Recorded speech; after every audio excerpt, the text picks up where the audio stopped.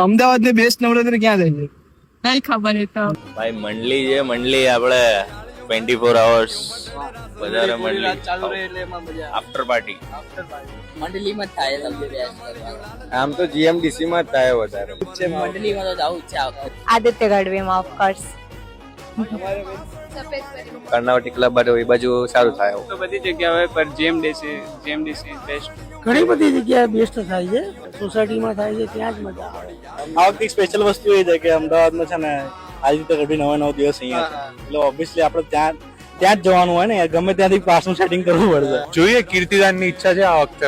આમ બધી રીતે જો તો મને ઢોલકીની મજા આવી હતી, કેમ કે ત્યાં ગયા વખતે સ્પેસ હતી રમવાની, બાકી સ્પેસ બહુ રેર જગ્યાએ મળે છે હવે રમવાની. અરે મારે તો ઈચ્છા છે કે પેલું સફેદ પરિંદે છે ને ત્યાં જ જવાની ઈચ્છા છે મારી. મંડલીના આમ તો બેસ્ટ કહેવાય, પણ પોળના બી સારા હોય છે. બેસ્ટમાં બેસ્ટ પોળના સારા હોય છે. હું તો રાજકોટ આ વખતે ગરબા રમીશ. રાજકોટમાં કઈ જગ્યાએ? અમારા ખુદના જ થાય છે, યુવી ક્લબના. ને અચ્છા, નોર્થ UV ક્લબમાં. હા.